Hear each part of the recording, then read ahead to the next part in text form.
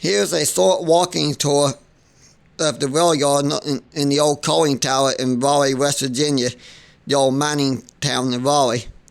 It's interesting because not very many coal camps had their own rail yard in the coal camp. Well, there's probably rail yards going all the mines themselves, but Raleigh actually had this coaling tower in the actual rail yard for the Chesapeake Ohio Railway, because there was a lot of rail lines that come off here. Something I saw in the book I was looking at this morning I didn't know. Apparently there was a narrow gauge railroad that came out of Raleigh, and I'm not sure where it went, to a mining town, a logging town nearby apparently. I'd like to see if I can locate that at some point, because I went into the Raleigh.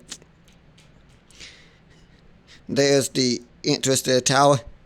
Yes, back in the day, coal cars would actually unload coal at the coaling tower, which would be taken up to a conveyor belt system here and dumped into steam engine tenders, and that's how they fueled the steam engines back in the day. They had to throw the coal into the boilers to keep them go. Well, into the fireplaces to keep the boilers going is what I'm trying to say. I think it's cool those metal steps that still look like they're still in pretty good shape. Can't say anything about thumbing because the ones of thumbing only was metal frame, but the steps are wooden with metal frames. And if you look at the coaling tower there, most of them is rotted and fallen away. By the way, most of these tracks have been removed recently. My first trip here in 2008, except for the track that went through the coaling tower, the rest of them were still there. There was one that went up to the coaling tower and it ended just before the coaling tower. I think they did that on purpose so they could fill in the hole with dirt.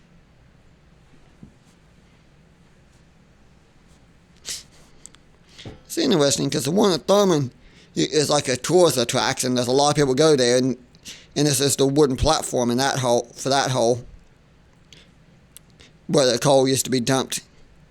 It's cool because you can actually look down there and see where they used to dump the coal. Here you cannot. Oh, by the way, the rail yard was a lot bigger back in the day, because I didn't go all the way down, but I seen areas where there's more tracks and more buildings. Now, there is some old photos that shows the yard taken in the 1950s when the yard was still reactive.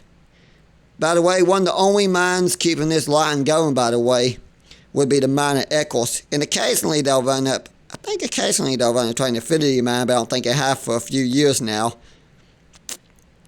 As know, there's a huge mine operation at Eccles. And most of the coal cars I see in this yard is just here for stores. CSX just uses this yard for car stores, so most of the coal cars don't leave. Although there is a small portion of the yard that's still used for the Eccles mine, and they're supposed to start running trains to Affinity again, but not very many trains has run to Affinity so far. Some, but not many. One last look at the coaling tower before I end my video here.